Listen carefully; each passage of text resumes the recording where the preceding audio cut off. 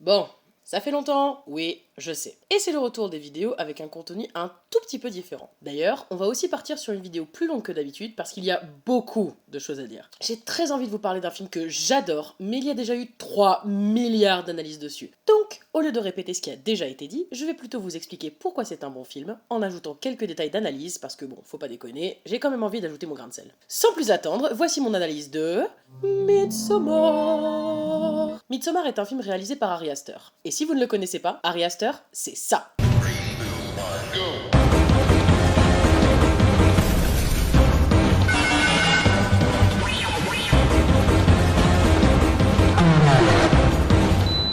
Déjà pour vous donner le topo, Ari Aster s'est inspiré du film The Wicker Man de 1973 réalisé par Robin Hardy. Et si vous l'avez pas vu, je vais vous laisser le découvrir par vous-même.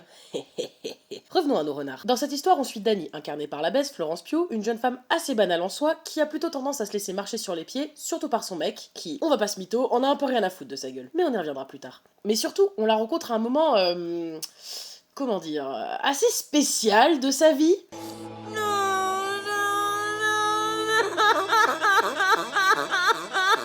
Sympa l'ambiance, merci Harry, hein. Mais au moins, on entre tout de suite dans le vif du sujet. On tergiverse pas, quoi. Donc, Dani vient de perdre brutalement sa famille, et Christian, son cum, qu'est-ce qu'il fait? Il décide de partir en Suède pendant 3 semaines avec ses potos. Boyfriend of the year. Mais il a un peu de peine, du coup il propose à Dani de venir avec lui. Et ce voyage va être absolument splendide. Je déconne. Ici Rox le Fox, et aujourd'hui, on va parler de cinéma.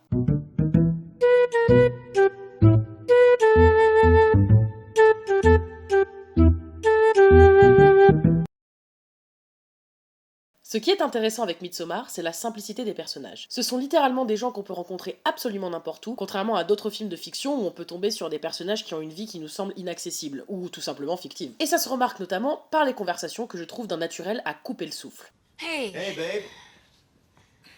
Hey, guys. Hey. Yo. Hey. How's it going? We're chilling. Nice. Dans ce film, on a 5 personnages principaux. Dani, Christian, Josh, Mark... et mon préf, Pelle. Bon, en vrai, on dit Pellé, mais c'est beaucoup plus drôle sans l'accent. Bref, ce sont des personnages qui sont comme vous et moi. Simple.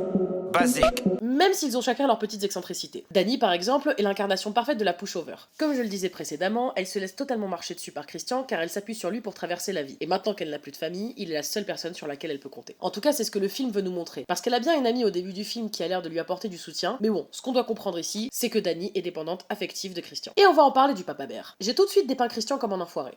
Ce qu'il est, on va pas se mytho. Mais au-delà de ça, c'est surtout un lâche. Dès le début du film, on comprend que ça fait un long, très long moment qu'il veut quitter Dani, mais il a juste pas les roubignoles pour.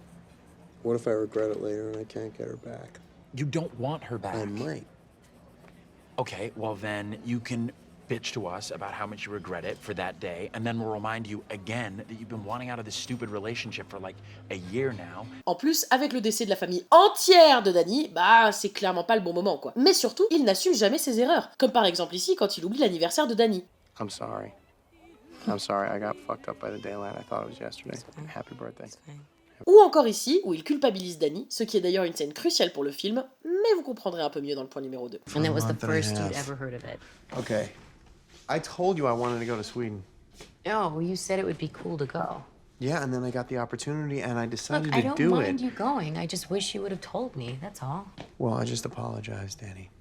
Boyfriend of the year. Et le pire dans tout ça, c'est qu'il ne le fait pas qu'à Dani. Il pique même le sujet de la thèse de son pote Josh en faisant croire que c'est totalement normal parce que tu comprends. I mean, you know, I'm doing my thesis on Midsummer. That's the reason why I'm here. Yeah, but not on this community. I mean, you're going to Germany and England next. Well, I mean, you knew I was going to want to do this. No? Oh I my didn't- God. I mean, did Christian, you even know until of just course now? you did. Okay. Bref, j'aurais beaucoup d'autres exemples à vous citer concernant sa lâcheté, mais il est temps de passer aux autres personnages. Après, on a Mark et Josh. À part le fait que Mark est un bâtard, dans le sens où il s'en bat les reins d'absolument tout, et c'est vraiment le mec qui râle pour un rien, y a pas grand chose à dire sur son sujet. C'est pareil pour Josh, sauf que lui, il ne dit rien, ils se font complètement dans la masse et il s'adapte. En sachant quand même que ce voyage en Suède est plus important pour lui que pour les autres, puisqu'il est supposé l'aider pour écrire sa thèse. Mais en vrai, on s'en tape un peu. Bref. Et puis on passe à Pelle, qui est originaire de Suède et qui les amène donc à Arga, son village village pour les vacances PTDR. Voilà, maintenant que vous voyez à peu près les personnages, on va passer au point numéro 2. Et cette fois-ci, je vais vous expliquer le point de vue plus tôt, parce que sans ça, ce serait compliqué de vous expliquer pourquoi ce film est une merveille. Sans plus attendre, le point de vue c'est... sur la rupture amoureuse. Alors, je vous avoue que même moi, quand j'ai découvert le point de vue, donné par le réalisateur lui-même, je me suis dit... Harry, il s'est passé quoi dans ta vie pour en arriver là? Parce que bordel, je veux même pas imaginer. Parce que pour celles et ceux qui ont pas vu le film, vous vous dites que c'est plausible. Mais le reste des gens là, qui ont vu Midsommar, avouez vous êtes bouche bée. Comme je le disais donc, on part sur un film qui a l'air tout mimi, tout en couleur, mais on a quand même quelques scènes bien sympathiques.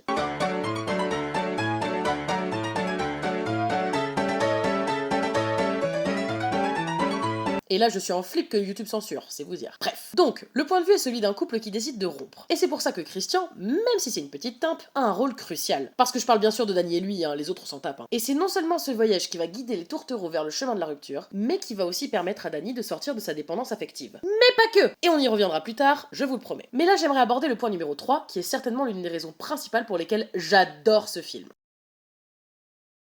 Pas de panique, je vais vous expliquer le foreshadowing si vous ne savez pas ce que c'est.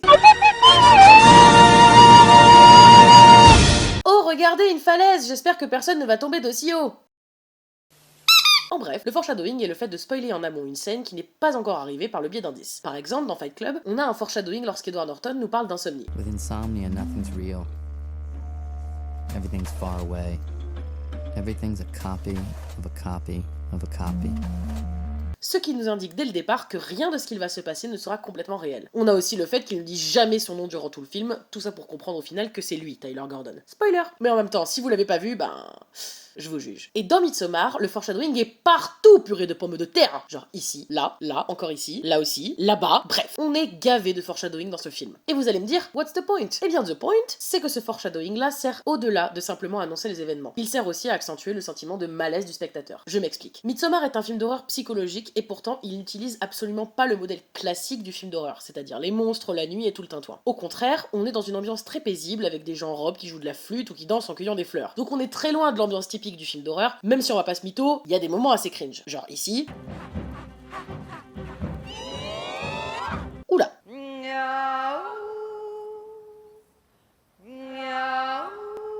Donc bien qu'on ait l'impression de regarder un remake de La Petite Maison dans la Prairie, notre cerveau, lui, a enregistré grâce au foreshadowing que quelque chose n'allait pas, mais alors pas du tout. Et je dirais même qu'on sait par avance ce qu'il va se passer sans vraiment s'en être rendu compte. Ari Aster a réussi par son film à envoyer une info au cerveau que l'œil n'a pas encore captée. Et il fait ça durant tout le film. Il nous spoil avant même qu'on ait vu la scène en question. Personnellement, la première fois que j'ai vu Midsommar, j'étais autant apaisée qu'angoissée. Bref. On peut aussi ajouter un autre détail que je trouve absolument fabuleux, qui est celui de la drogue. Alors vous allez me dire... Le rapport, quel est le rapport? Eh bien dans le film, les personnages se retrouvent souvent confrontés à la consommation de drogue. J'ai envie de dire, ils sont majeurs et vaccinés, mais clairement quand on voit la suite, ça donne pas vraiment envie. Même si parfois ils en prennent un peu à leur insu, voire sont forcés à en prendre. Mais si on regarde bien, on se rend compte que l'environnement autour d'eux bouge, bordel! Regardez cette scène. Genre, regardez-la bien. Et c'est comme ça à chaque fois qu'on a de la drogue dans ce film. Ari Aster a mis un point d'honneur à ce que notre cerveau soit autant impliqué que nos yeux et qu'on reçoive deux informations différentes à la fois. Ici aussi par exemple. Le foreshadowing pour angoisser malgré une ambiance paisible, et le fond qui bouge pour comprendre la sensation des personnages lorsqu'ils sont sous l'emprise de drogue. Et ça ne s'arrête pas là puisqu'on enchaîne avec le point numéro 4 où on va parler d'un élément crucial du film. Tout comme le foreshadowing, notre cher Harry s'est envoyé quant au nombre de symboles dans le film. Et évidemment, ils ne sont pas là par hasard. En effet, les symboles ont une importance capitale dans le film, car ils représentent pas mal de choses. Commençons. Bon, je m'excuse par avance, mais je vais pas pouvoir expliquer tous les symboles, notamment les 3 milliards présents sur la tapisserie, parce que sinon, on part sur une vidéo de 6 heures. Donc, je vais juste vous parler des plus obvious, c'est-à-dire ceux mis en avant volontairement par notre cher et tendre Harry. Déjà, il faut savoir qu'il y a des symboles assez simples comme le soleil qui représente à la fois l'énergie féminine, car il se dit sol en vieux norrois, et je m'excuse par avance si ma prononciation est mauvaise. Mais aussi le changement de cycle, notamment le soleil de minuit lors des solstices d'été, soit la période exacte durant laquelle se déroule le film. Il y a aussi le cercle lors de la danse finale pour désigner la reine de mai. Il symbolise une nouvelle constitution qui met une fin définitive au pouvoir politique du roi et qu'il est donc temps de choisir un nouveau souverain, ici une nouvelle reine de mai. Et le triangle également qui est, comment dire, assez facile à repérer. Et après quelques recherches, j'ai plusieurs avis sur ce qu'il peut représenter dans le film. Le triangle, c'est le masculin à l'endroit et le féminin à l'envers. On le voit d'ailleurs dans les deux sens dans le film. Mais il existe aussi comme une notion de thèse, d'antithèse et de synthèse. Dans ce cas présent, le début d'une relation séparation, le point culminant et la rupture. Mais il y a aussi les runes, et c'est de ça surtout dont j'aimerais vous parler. Des plus petites comme celle sur la blouse de Christian, qui se rapporte au dieu Tyr et qui symbolise le pouvoir et l'énergie masculine. Celui-ci qui implique que des choses sinistres et mystérieuses vont se dérouler, et la notion de cacher quelque chose. Et quand on connaît la suite, ça prend tout son sens honnêtement. On a aussi la pierre que le couple de vieux s'amuse à peindre avant de sauter du haut de la falaise, qui est marquée de plusieurs symboles. Au milieu de la pierre, la rune avec le symbole X qui signifie cadeau, autrement dit le cadeau du sacrifice humain, et ce symbole qui symbolise le rituel secret. En général, certaines runes à l'envers signifient l'opposé de leur sens initial, ou alors l'aspect négatif de ce sens. Par exemple, le symbole Algiz signifie la protection du danger et du maudit. À l'envers, il pourrait signifier l'opposé, c'est-à-dire accueillir le danger et le maudit. À ça s'ajoute le symbole Odal, ce gros symbole Bluetooth, et on pourrait se poser la question de ce qu'il fout là, mais en réalité, c'est la rune la plus vue dans Midsommar puisqu'elle représente le groupe familial et l'héritage, autrement dit ce que Dani a perdu. Sur la robe de Dani, on peut voir les deux runes suivantes à l'envers, Raido et Dagaz. Raido pour le voyage, aussi bien physique que spirituel, mais qui ici à l'envers suggère la notion de crise ou même la mort. Et le Dagaz, brodé sur la robe de Dani, qui symboliserait le fait qu'elle n'a plus d'espoir, voire plus aucune envie de vivre. Bref, je pourrais passer des heures à vous expliquer tous les détails de ces runes, mais je serais ravie de vous mettre un lien sur lequel j'ai trouvé ces infos, si ça vous intéresse de creuser un peu plus. Après ce point beaucoup trop long, même si très intéressant, il est grand temps de passer au point numéro 5.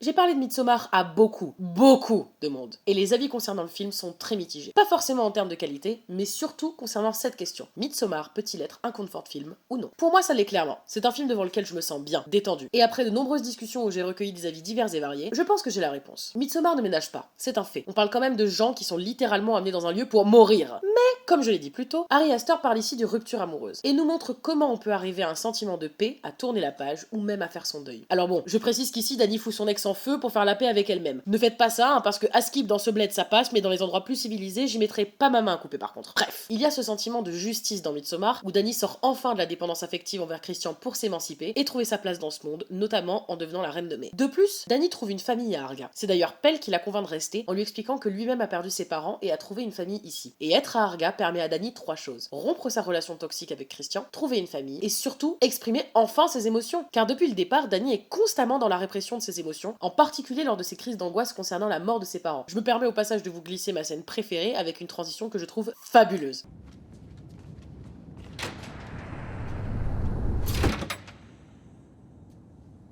Et ce serait tout à fait normal d'être dans cet état après avoir vécu un tel traumatisme. Mais elle s'en empêche! Et c'est lorsqu'elle voit Christian participer à un rituel bien creepy où il joue au Scrabble avec une zouze qui avait jeté son dévolu sur lui, ce qu'on apprend par le biais du foreshadowing au passage, que Dani craque. Ou du moins, que les femmes de Arga l'aident à craquer, car encore une fois, elle réfrène ses émotions.